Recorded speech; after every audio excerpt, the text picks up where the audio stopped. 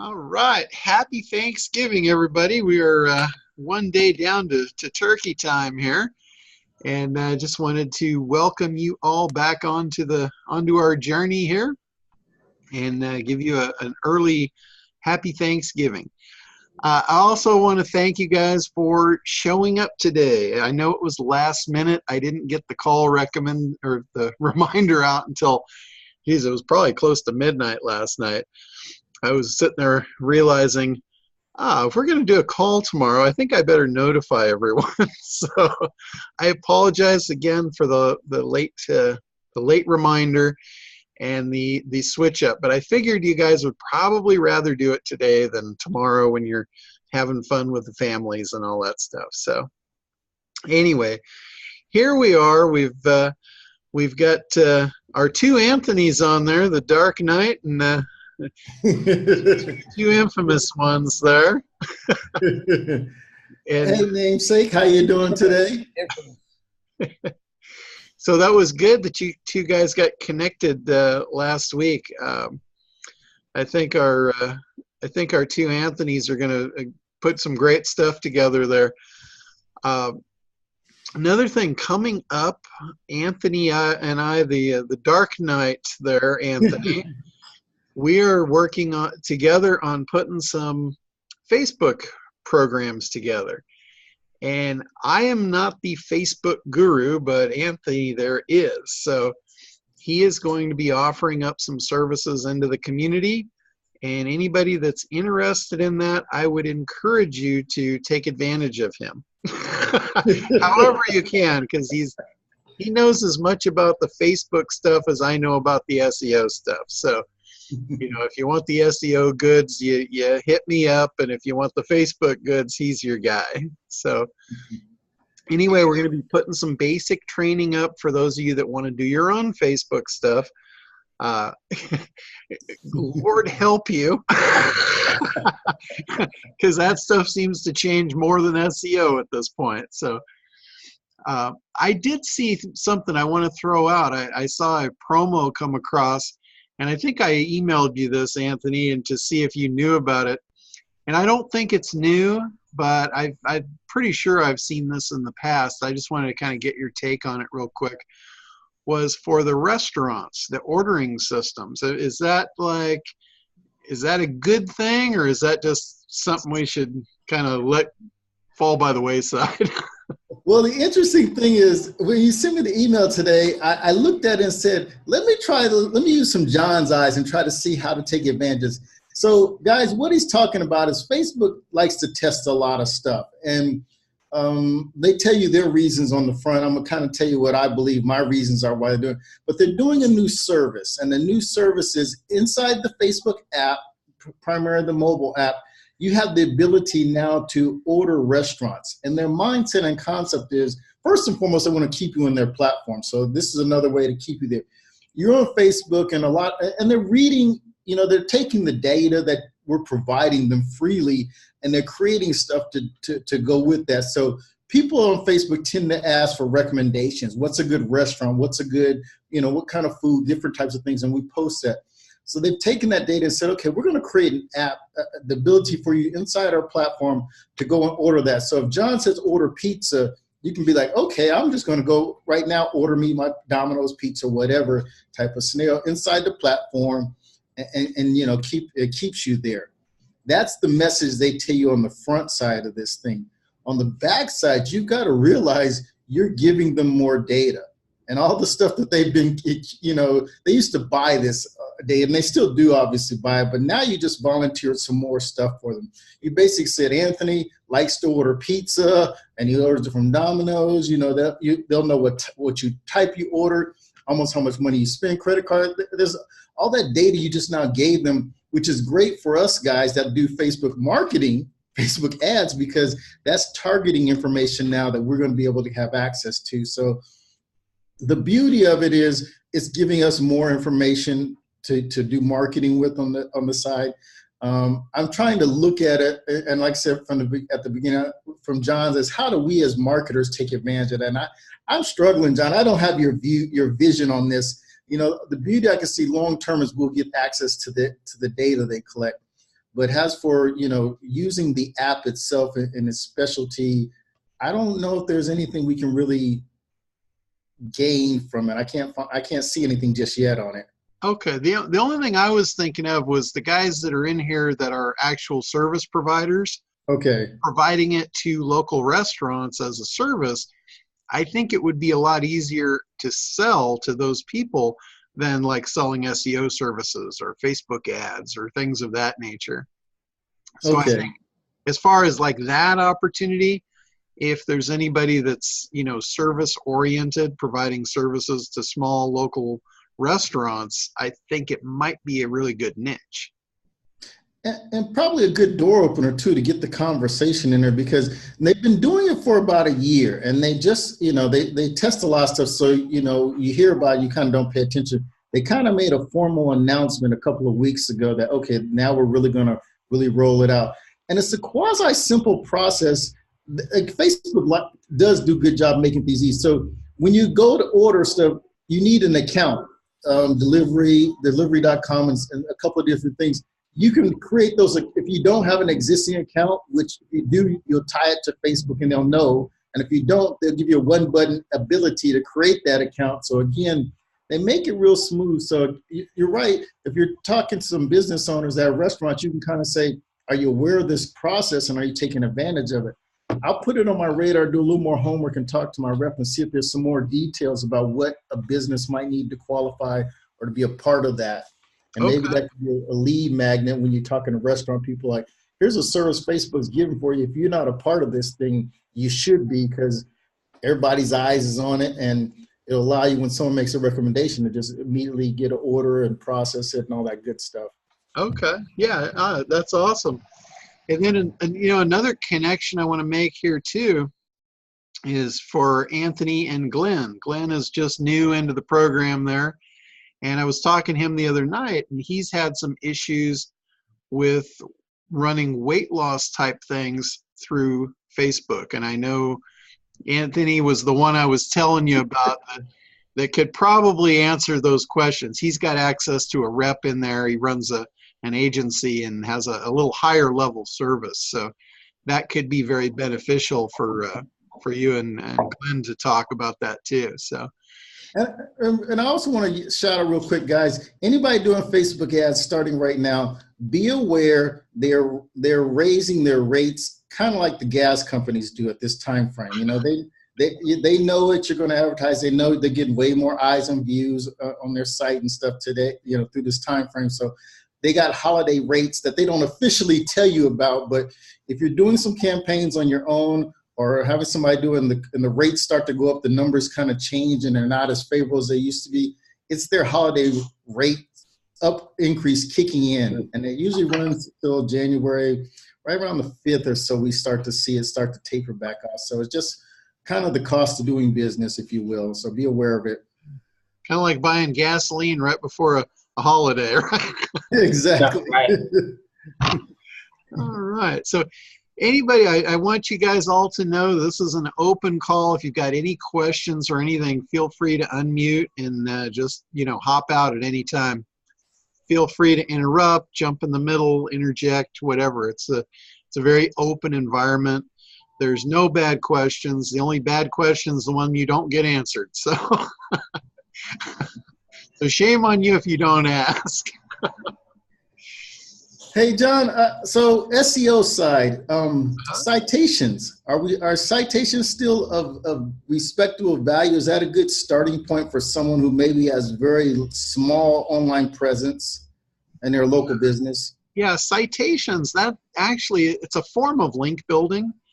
And what a citation is, for those of you that don't know, it's an instance of where your address and name, your business name and address, they call it a NAP. Name, address, and phone number. That's what NAP stands for when you see NAP in the jargon in SEO. That has been an important thing over the years, showing the existence of your brand out in the world. So the more times that NAP shows up, it's also referred to as a citation, the more apt Google is to trust you as being an actual brand. So yes, I would say that is still an important factor. The other thing is a lot of times a NAP will have a URL attached to it. A bigger factor these days is connected into RankBrain, which is Google's, their most brilliant ploy of all. I mean, this is the one that really separates the men from the boys. And I knew it was coming. I talked about it, its concept back in 2010 when I could see it. The writing was on the wall. In 2011, they started rolling it out silently. People started really talking about it a couple of years ago.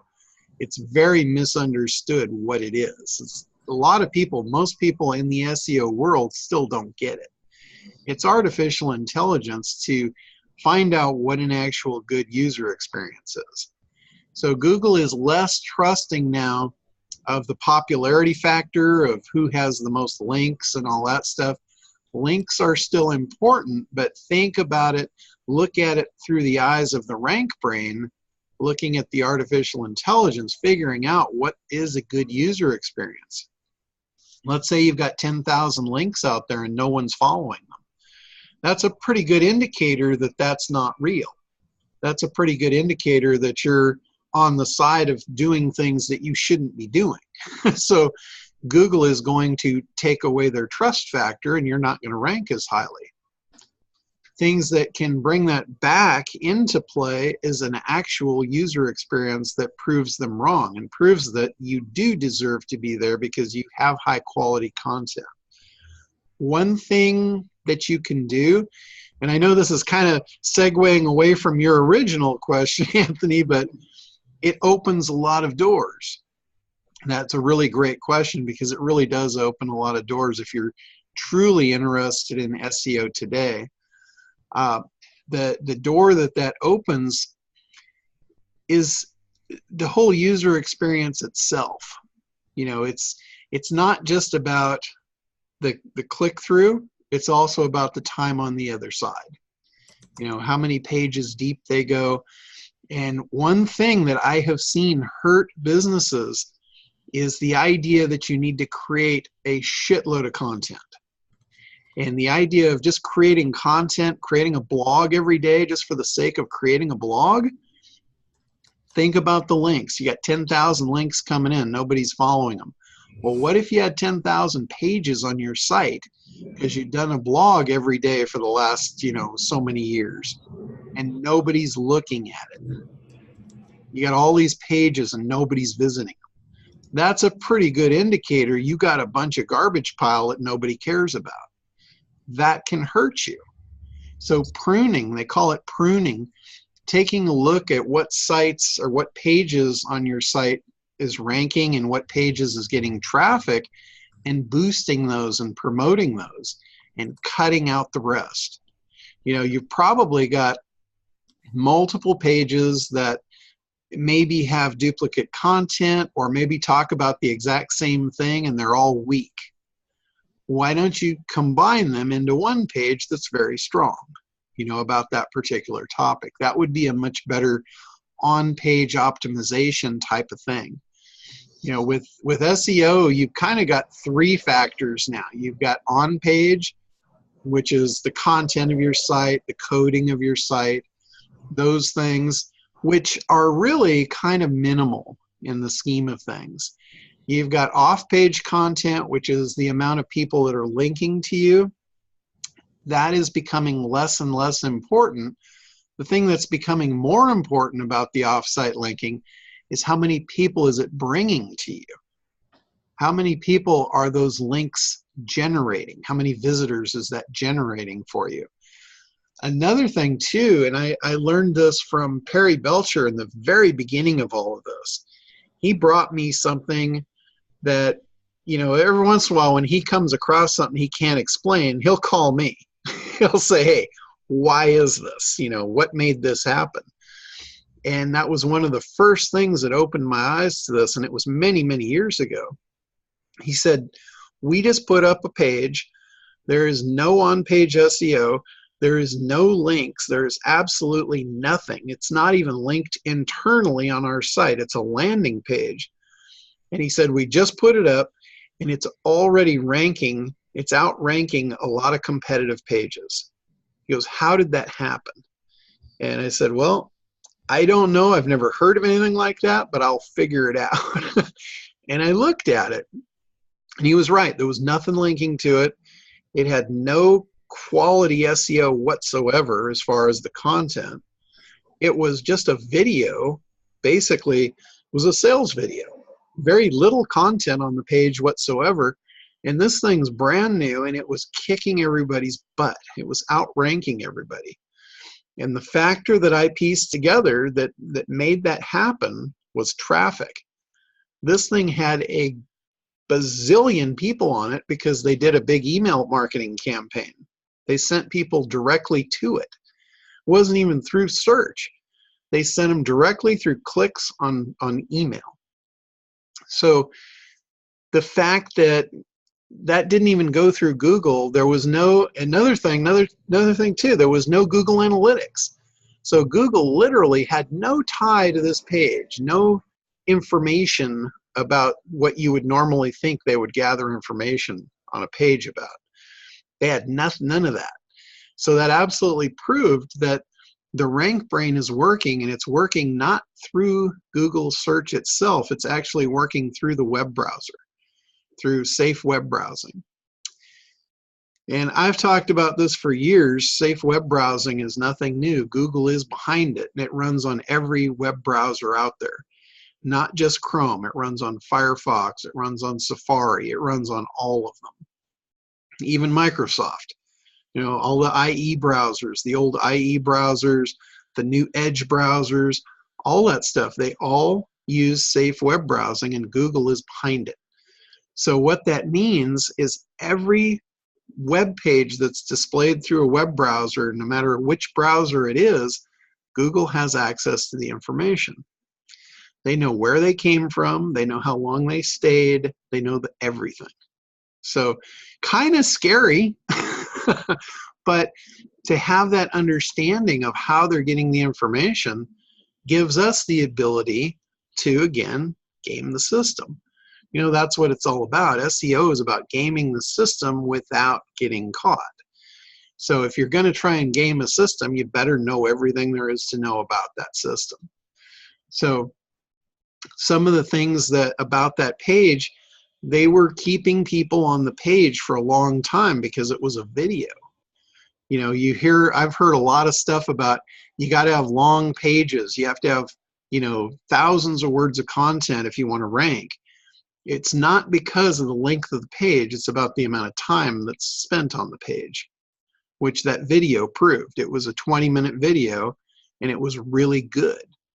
It kept people engaged for 20 minutes. So the average time on the site, you know, was probably 18 minutes because most people were watching it to completion and then staying on the page even longer than that. So understand, you know, the whole thing about how important providing a good user experience is. If you do that, you will be rewarded. You know, that is the new SEO. So, you know, if you're spending a ton of money on the old traditional SEO services, you might want to realign that thought process. So, and you know, and that's me saying that, and I sell SEO services. So, you know, it is in your best interest to actually be in alignment with what Google wants. And the only way to do that, well, it's like you guys have all been to Disneyland probably, and you've been in the haunted house, and the guy says, and then there's my way. Well, I actually have a way around that, which is our Rainmaker program. And it's a way to game the artificial intelligence. We are able to train Google into what a good user experience looks like. And, you know, that's a program I started developing in 2011, and we're about to roll out version 2 of it. And some of you have heard some of the details about this, but I'll kind of spill the beans here and let you know what this thing is going to do. It's going to tie the connection of brand to keywords. So in the past, you know, there's been a a high likelihood of navigational search really being highly effective. And when I say that, that's in no uncertainty. We know that. If you had a lot of navigational search, it showed Google that people knew there was certain things deeper in your site that they were looking for. And an example of that might be if you not only knew the name of the restaurant, but you knew they had an online menu and you knew that they were in your city. That would be a great navigational search, like for Pizza Hut, Huntington Beach Pizza Hut menu. That would be a very good deep navigational search to have happen for your site. And that was one of the things that we used the original Rainmaker program to do, was to run those type of searches for our clients. So it would connect that deep relationship with user desire to on-page content. And it worked like gangbusters. So now what we have identified now is the fact that when you run a search for a keyword, people are getting more to the point where they want their keywords to rank again.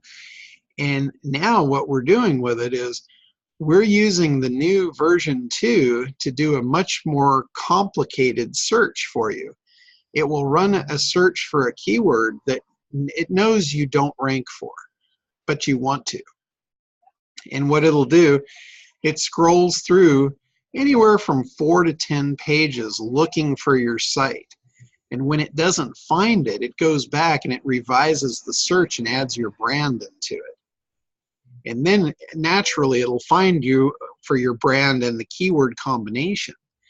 And then it clicks through and it gives the site a good user experience. Enough of those searches will tell Google that, hey, when people are searching for this keyword, they're associating it with this brand, so we should just show that brand for that keyword.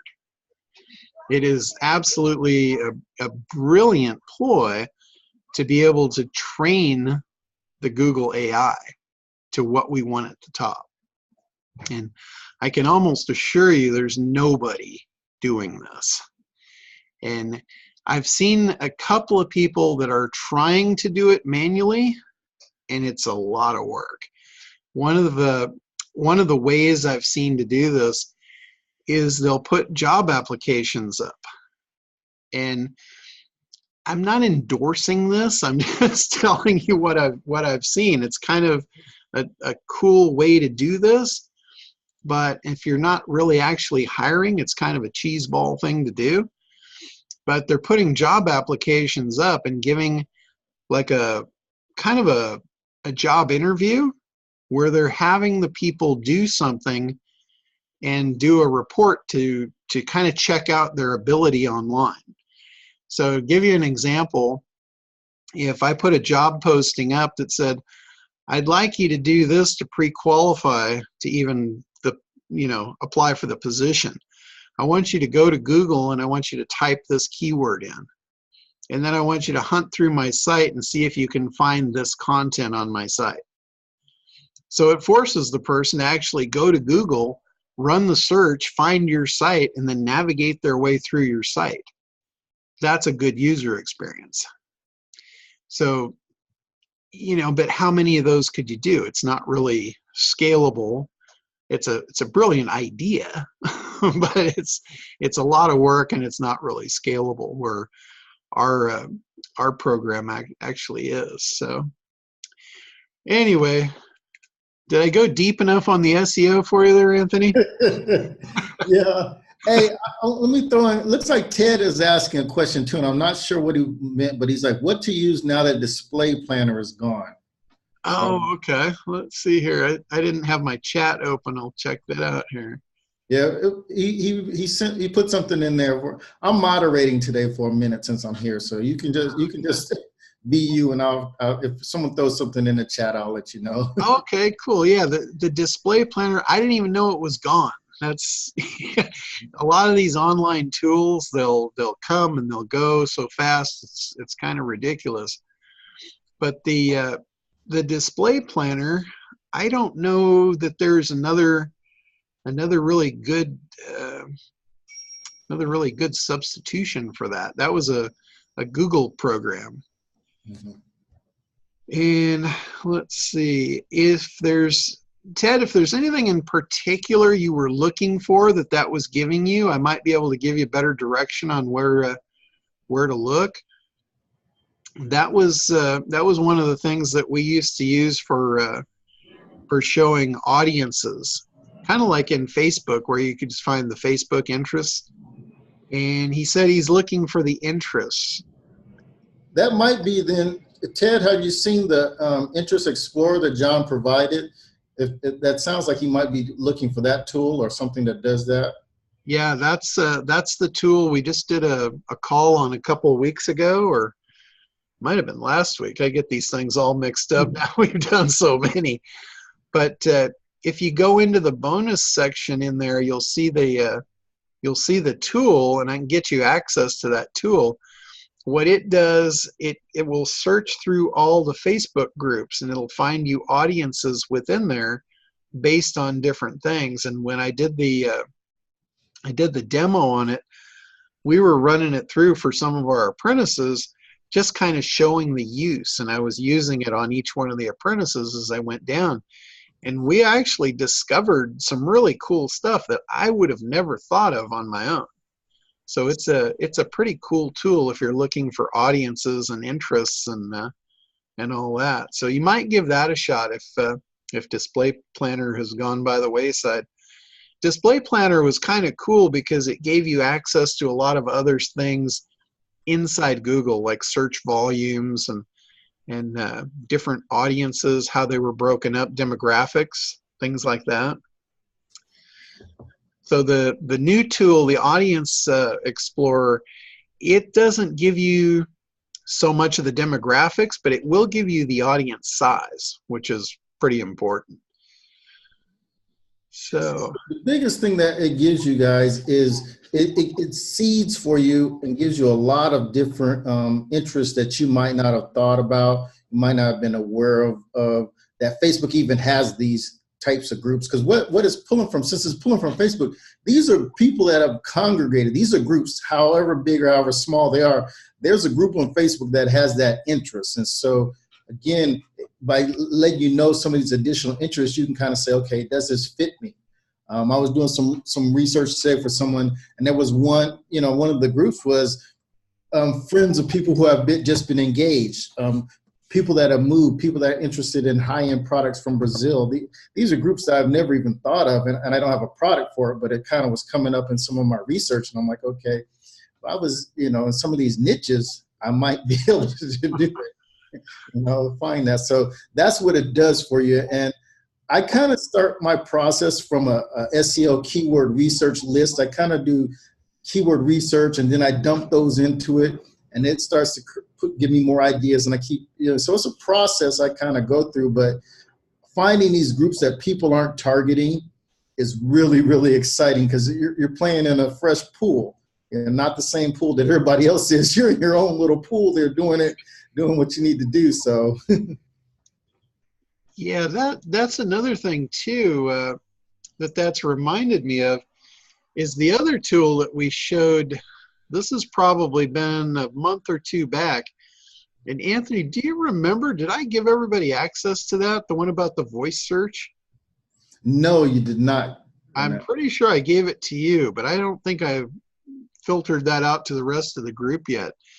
We did a call, we have to look in the archive, it's probably a month or two back, when I was talking about the importance of voice search and how that has changed keyword research. If you guys are still doing like the old-fashioned keyword research, you might want to shift your thought process on that, because keyword research has shifted a lot due to voice search. There's a lot of tools in the market now, like Alexa and even cell phones.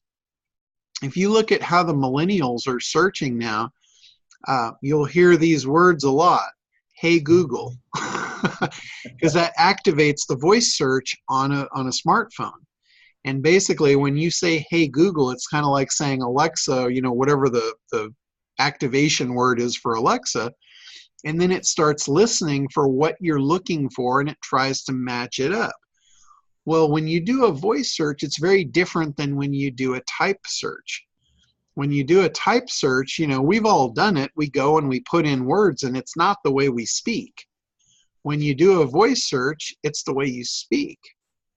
So what Google is now trying to do is they're trying to figure out, what does that conversation mean? What's the meaning behind it? And a lot of it is in question-based. So what you'll see now in Google, this is something that's been probably for the better part of a year or more, you'll see more and more of these showing up as the answer box at the top of Google, where they have common questions. And if you're the provider of the answer to that question, you can get that spot in Google. That's the best SEO on the planet, because it's like position number 0. It's above the first top search result. So we call it position 0. If you can secure position 0, you have just killed your competitors.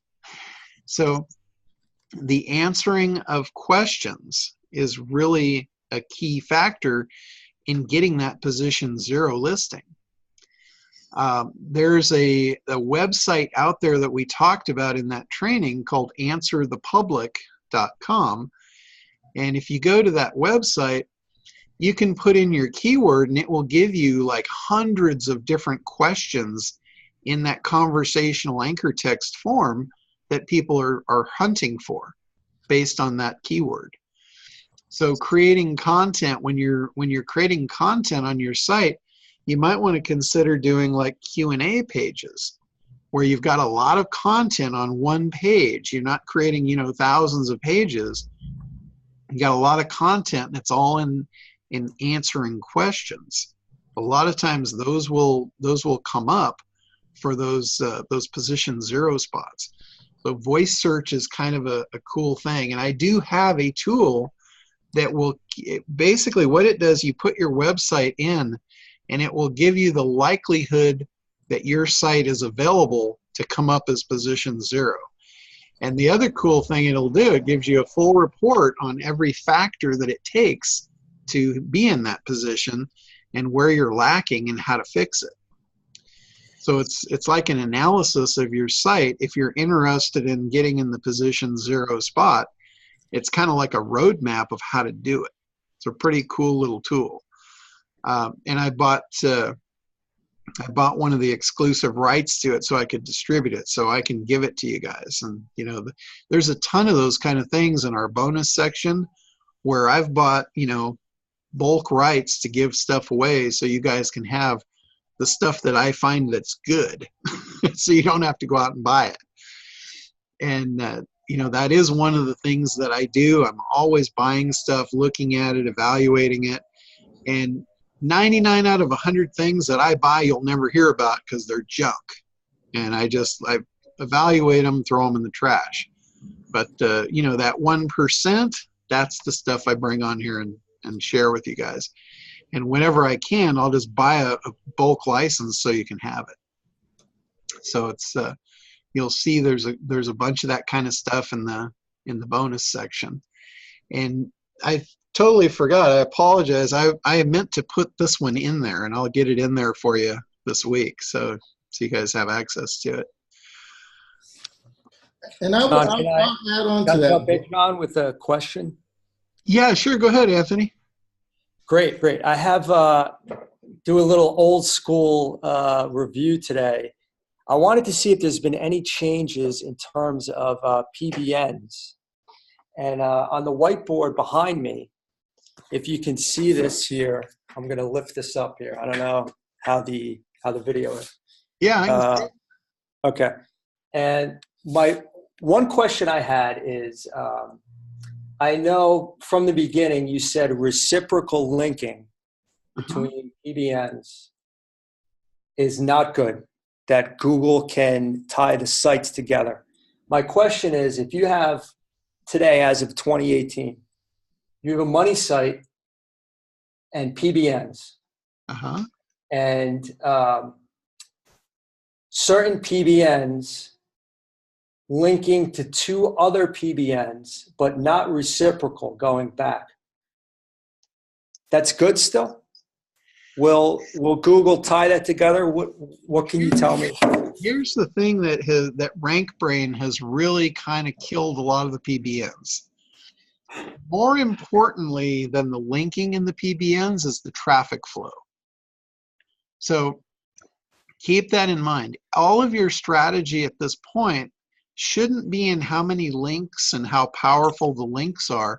The power in the link is going to be in how many people it deposits up the hill. So if you've got PBNs that are like the old school PBNs where you're building them strictly for link building value, they are diminishing probably to the point of no return at this point, unless they actually have traffic on them.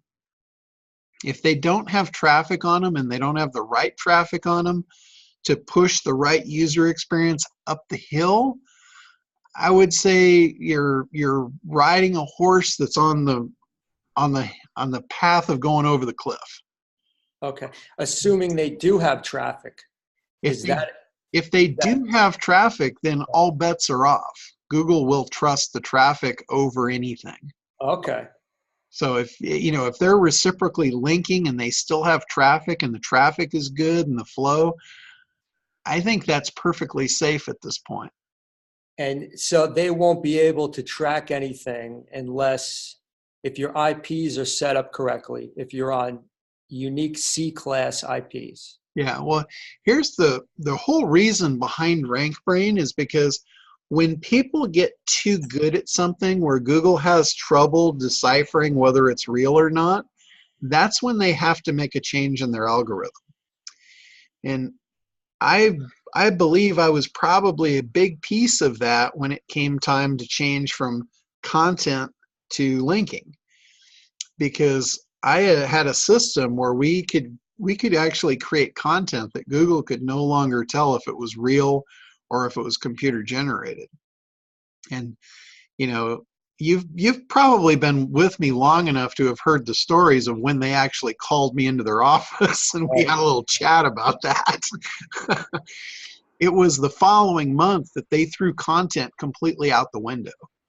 And everybody said there's no way they would do that. Well, they did it. They threw it completely out and they went like 99% to authority based on popularity, meaning linking. It was like whoever had the most links would win. And their algorithm was so unsophisticated at that point, that made it even easier to game the system. And as time went on, they got more and more things in place, and the PBNs, they started, like a witch hunt on PBNs. And, for anybody that's new, a PBN is a private blog network. And the whole idea behind it was generating enough blogs in your own network that you could control your linking structure into your sites. Worked really good in the beginning, but then Google started tying them together and figuring out, hey, these are bogus, these are all owned by the same person, and they started degrading them. And sometimes they would actually ban them. And at this point, with Google's algorithm, that's the RankBrain, they don't need to patrol and do all the manual hunts that they used to do, because they know what a good user experience looks like, and that's all they care about. So if you've got a PBN that's supplying a good user experience, they're going to give you a thumbs up. If you've got one that's just its own thing and it's made for what we all used to make them for, and it's not doing anything of value, then they're going to look at it as, yeah, that doesn't count anymore. So if you have a good user experience on your PBNs and you have real traffic coming through on the PBNs, they're not really going to pay attention to, are there reciprocal links? They're not going to be doing an investigation of the IPs necessarily. No, I think their employee load has dropped radically after RankBrain. They don't have the manual witch hunts going on like they used to. They don't care. All they really care about is the user experience. That's the thing that they have deemed to be like today's SEO. It's because think about it from Google's perspective. they don't want to miss out on anything. If there's a hot site and people are sending traffic to it, they don't want to be the guy on the block that's not sending their traffic to it. They want to capitalize on things that are hot. Anything that's trendy, anything that's good, they want to promote it. So, that's what they're looking at. And before, they looked at it from a content perspective, who had the best content. That system was easily gamed, as we did. Then they went to popularity, which was, they figured if nobody links to your site, it couldn't be very important. Therefore, if 1 million people link to you, then it must be important. And then it moved from there to how they were linking to you, the anchor text. And the thing that brought my awareness to that was I did a search for click here, and the Adobe Acrobat Reader came up first. And it was so apparent to me why. Because more people on the planet use the anchor text of click here to download the Adobe Acrobat Reader. So it was like, once you knew that, once you know how the game's played, it's really easy to play the game. Yeah. So now the game is being played by the user experience. A few years ago, they used to say, SEO guys would say, it's a danger if you have the same script on, say, 20 sites. Like if you have a WordPress plugins, if you get an enterprise version a lot of times and you put it on 20 sites, it's the same script basically. That's all now out the window. You don't really have to worry about that. Yeah. There was a time, if you remember back, there was a time I was really, really discouraging people from even using WordPress, because I thought WordPress was going to be the next target for Google. It was a very likely target too. People were telling me, they'd never go against WordPress because too many people use it. And I said, well, bullshit to that. They went against content and everybody used that. So don't tell me they're gonna be discriminate on what they go after if they identify it as a problem. Right. And I really discouraged people for a very long time. I wouldn't touch WordPress, and I still don't. I still don't have any WordPress sites, just because of that. I realize now it didn't happen and it's no longer a threat. So I don't discourage people from using WordPress anymore. But, in the same fashion, since they don't care about that, I really don't think they're caring about, how the PBNs are linked together and even who they're registered to at this point. Okay, interesting. Yeah, so some things have changed then. Yeah. Oh, yeah, for sure. Okay. Yeah, absolutely. Hey, John, I got an idea then, and with Anthony too. So would it make sense, put your brain to this, can we do something? So he's got these PBNs. And if you convert them to better content, you really make them, I built PBNs too, so I kind of know, they were pretty sloppy and not solid. But if you come back behind now and turn it into a real site, and it's obviously linked to your money site or where you want it to go, how about the idea of driving some like display network traffic at it, some real low cost but volume? Because depending on the niche and some other stuff, you can get into 20, 30, 6 cents a click type of traffic out there that you can send to this PBN site, change it to a content base. It's got, good 5 or 6 good quality articles on there that are solid, all these linking to your money sites. Putting your brain to that, is that something that you can kind of see feasible, or maybe put your touch into it and make it a little more effective if you think it would work? Or Sure, I can tell you the big downfall to that. Okay. Is if you send the wrong traffic to it, because you got to have a content match. I mean, think about ACT. Think about the ACT program. What that whole thing teaches. That is really the new SEO. The ACT program, for any of you guys that have not gone through it yet, ACT stands for Analysis, Creation, and Traffic, and it's the ad agency model. This is exactly how ad agencies form marketing campaigns that kill it every time, without fail. This is how they have such a high rate of success in ad agencies.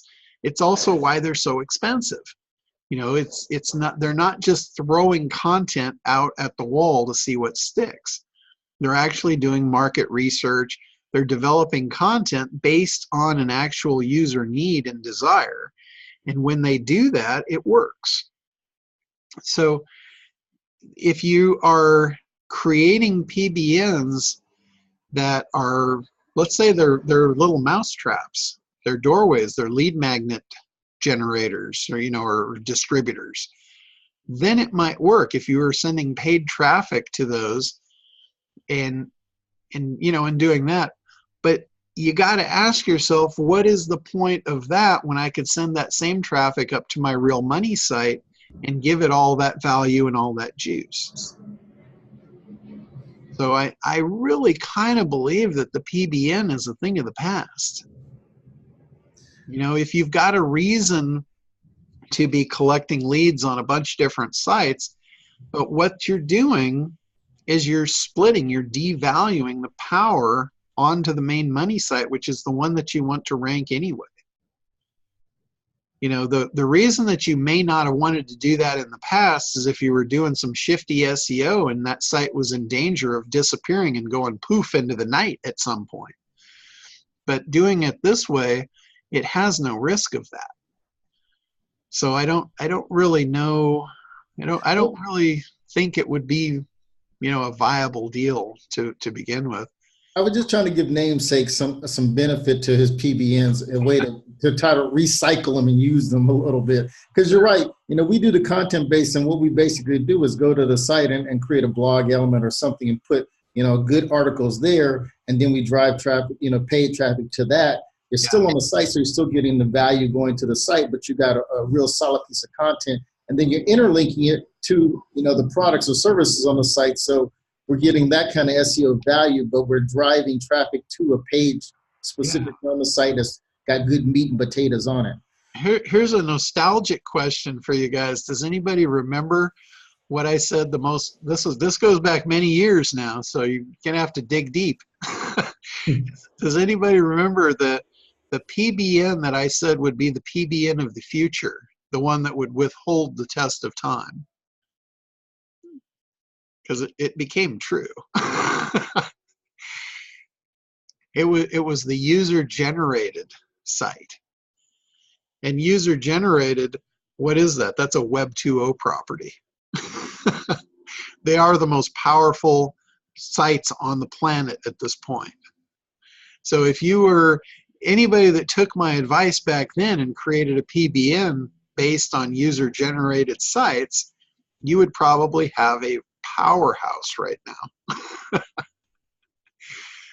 So anyway, you know, an example of that would be Reddit. Reddit is a site where people can post. Almost every social media platform is also a Web 2.0 platform. And basically what they are, they're user-generated content that is self-fulfilling, because each person that puts content on there is also promoting it and bringing all their friends to it and developing their own traffic stream under one umbrella. It's incredible. They're incredibly powerful. Look at how well they rank. You know, YouTube is an example of that in video. You know, Facebook is an example in all forms of content. You know, you've got Pinterest with pictures. You've got forums with, you know, users when, you know, sharing ideas and questions and content. So Ed's asking about access to Rainmaker. Okay, Rainmaker, we do have a beta version of it. If anyone is in, if you're on the Windows platform, it's ready to go. If you're on the Android platform, it's ready to go. If you're on the Mac platform, we just had to make a major change to that one because of one of the APIs, and we are still in process of getting it into the Apple Store. So if you want it on Android or Windows, I can make that happen. We can get you in on a beta version of it. And we're expecting for the actual live launch, we're going to do a soft launch only to our members, just like we did the first time. and then we're going to kind of centrically ring it out to some of the bigger players. But we're not going to do like a major internet type launch with this thing. We don't really want that kind of recognition or that kind of notoriety with this thing. We want this baby to last a good long time, just like the last one. So, Rainmaker open on your computer all the time to let it gather the information. Is that still the way it is? Yeah. When you join the Rainmaker network, basically what you are doing is you're becoming part of the network. You install the app on your computer or on your smartphone, any device really. It goes on tablets now, Android, iPhone, all of those. We're getting it set up for all devices. And the way it's going to work, if you have one device connected, it will run approximately 100 searches a month for you.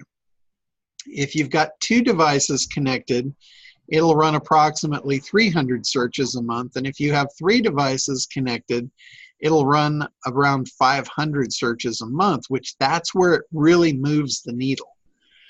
And three devices connected could mean, your laptop, your desktop, and your smartphone. Could be a tablet, a smartphone, and a desktop, any combination of them. You could have three smartphones, three desktops, whatever. So that's. So if you have a computer you're not using and you just let it run, then you increase your searches. Is that right? Yes, that's correct. And each device you put in will give you more and more searches across the network, because your device is running searches for others. So for us to get the math to work out, for us to give everyone 500 searches a month on their set of keywords, we need about 3 devices per campaign in the network. So that's how we've kind of broken it up. So we make sure that we get it right and get the numbers right, so it all keeps looking natural. The other thing about this one is, as the network grows, we've got everything based on IP, so we know exactly where the website lives. Because when you put your address in for the business, we know geographically right where that business is, and it will look for devices that are closest to the business to run the searches first, and then it'll go out in concentric circles to get less and less searches outside your general area. So, I mean, this thing is as diabolical as it gets. It will, it's everything about it is randomized and natural based on what really happens in the real world. So it's going to be fireproof. So just load it up on every device you can find. Is that what you're really saying? Well, it's going to give you up to 500 for 3. So if you put more in, you're helping the network, but you're not helping that particular campaign. Okay. The beauty of it is, like, even on our lowest level that we're going to be selling, the sale price for it is, on the low level, is going to be $47 a month. Very, very affordable. And you can run up to 3 campaigns on that. So if you wanted to run 3 campaigns full force, you would need 9 devices connected to get the full 1,500 searches a month out of that. Marius, to tell you how serious I was, when the first version came out, I went out and built the whole computer for it. I bought one. I bought one, Anthony. So I have a computer sitting there waiting for it. I wanted to make sure I didn't turn the thing off, right? So now I'm thinking, okay, what computers do we have around that I can put this thing on, right? So, well, I just bought a new smartphone and I didn't turn my old one in. They gave me an option to buy it out for $7, and I bought it so I could have another smart device. I'll just connect it to my Wi-Fi here at the house and leave it plugged in all the time. Well, now I got a reason to tell the wife I want to upgrade my iPad. I'll be like, I got to use this one for work, so I need a new one. But we have to wait for the iPads, right? So I'll keep my old iPad and I'll plug that in once the Mac comes out. Yeah, exactly. So The other thing about this too is we're considering ordering the. Have you guys heard of the Raspberry Pi computers? Mhm. They're little microcomputers. It's kind of like the computer that they put in a cell phone, and we can buy those. I think we can buy those and preload them with Windows for probably around $50, and they're literally the size of an iPhone. And we could build like a rack of those and sell a rack of 10 of them or 50 of them or 100 of them to agencies, because there's going to be. I've already talked to several agencies that want to run the Rainmaker for their clients. The problem is, they're going to need a shitload of devices to support that. So we might be selling them racks of Raspberry Pis to run them on. Now, wait a minute. Now you just piqued my curiosity, because I use Raspberry Pi for streaming devices, so I got some knowledge and experience. So if I put a bunch of these behind my normal router, we're not going to have any issues with this, because it's a single IP obviously coming out. Yeah, no, that should be fine. It's all different computers. All right. Alibaba's been begging me to buy more stuff, so a bunch of Raspberry Pis will be on the Christmas wish list.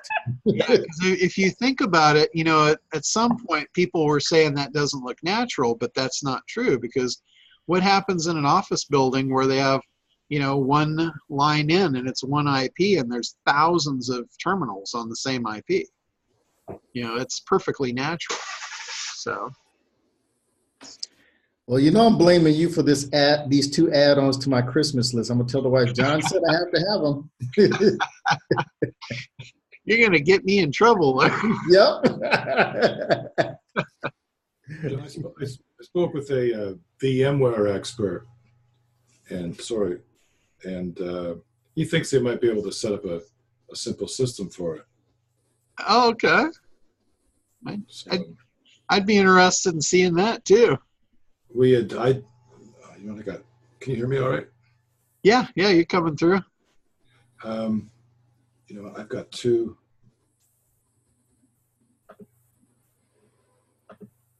Sorry. Oh, jeez. I'm getting feedback. Can you hear me all right? Yeah, I think you've got two devices running. Yeah, I was moving around. I activated my cell phone, so let me just shut it off. That might be why you're getting the feedback there. Yeah. No, I've got a client who's a VMware expert, and I was telling him about the system. We spoke a couple months ago because my credit card expired and I lost my account. I need to restore it, but I told him what we're trying to do, and he thinks, VMware might work, or just simple virtual machines through Amazon. $10 to $12 a month might run these things. So yeah, we could definitely try that. I know on the last one it didn't work. It was a different framework. We had a different structure, and they were really just it was very limited what we were doing before, but it got the job done. Right. And this one is much more sophisticated, so I think it might actually work on that. Okay. How would I reactivate my account? So I just send a support ticket in, or? Yeah, you can just send a support ticket in, and we'll get you taken care of. Yeah, I just because I just ordered a souped up new i9 machine, so they're VMware experts too. So I wanted to get them to show me how to use this. So. Okay, cool. Sounds good. But yeah, that would be interesting for me too, because any way that I can show people how to use it, and get more use out of it, that's going to be good. We're going to be doing some training on it, and that would be good if we can add that in for sure. Well, if you could run a machine for $20 a month. Yeah, that's cheaper. Well, it's not cheaper than the Raspberry Pi, but you got the big expense up front on that one. It's just being able to control these different IP addresses and put up as many as you want. And if you're an agency, you just need to factor that into your costs. You could get a lot more out there, I would think. Yeah, that's true. Instead of knocking on doors, can I put a Raspberry on your desk? Yeah, The really cool one is going to be the cell phones, because the cell phones are all going to be mobile and they're going to be moving and people will be traveling, and that's going to give us just like just a big old cloud cover of of safety on this thing. Oh, that'd be unbelievable. Yeah, I've wanted that right from the beginning, but the programmers that I was working with on the first round, they just weren't that motivated to really, do what I actually wanted to do. They got a system that worked great for a long time, but now this new one is spectacular. Well, I think we were talking, because I haven't been on a call in a few months because this is a difficult time for me. But the in-market program we had talked about, I've met some other people that have developed that even further. Oh, okay. The in-market leads? Yeah. Well, this is another group, but their technology is off the wall, and they're guaranteeing. I'm just going to start testing in about 2 or 3 weeks. 5% open rates on an email. Oh, wow. That's their guaranteed rate. So that's awesome. Yeah, I would definitely love to experiment with that. So yeah. So when you talked about what you're talking about before, I think it's quite exciting, and you combine that with Rainmaker. So yeah, you get all this stuff working together, and we should have a very good year ahead. Hey, John, Gwen was asking, what's the memory load on it? What does it put on your cell phone memory-wise, running Rainmaker on it? It's very light. I've been running it on 2 Android devices, and I haven't been able to tell anything's going on. And I've also run it on a tablet too. That I have a tablet in my office that the only thing I use it for really is music. I stream my music over my speakers with it, and I fired one on there. And again, I'm not using it to any capacity, but I have not noticed any kind of load. It really just runs in the background. It would basically just be like if you opened up your browser on your smart device and ran a search. That's really all it's doing. So I don't think you're going to see any kind of performance load. I haven't noticed any battery drain. So it's really good. And I run it on all my devices all the time. So I would definitely notice if it was doing a battery drain on my cell phone.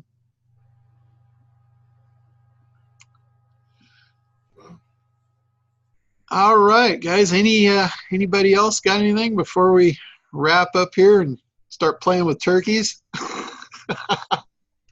Well, I'm from Canada. We had our Thanksgiving last month, so happy Thanksgiving to all my American friends. Oh, all right. Thank you. I didn't know you guys were on a different schedule on that one. Our Thanksgiving is the second Monday of October. Oh, okay. So, yeah, we had ours. It's been a while. Yeah. It's cold. It gets colder faster up here. Yeah. You got to get ahead of the game. That's right. That's right. So. Well, cool. All right. Anybody else before we wrap up here? No bar pie and happy Thanksgiving. All right. I will do that, Mary Sue. And back to you. Happy Thanksgiving to you and everybody else. Thank you so much. All right, guys. We will talk soon. And also, Mary Sue, let's get together. We need to get your apprentice program moving faster. Yeah, well, I'll have to bring you up to date on all the stuff that's happened with Volusion. It's been a ride. Well, let's schedule a call so you can get me up to speed and see if I can help you with that. Okay, next week, okay? All right, sounds good. Bye. Okay, happy Thanksgiving, everybody.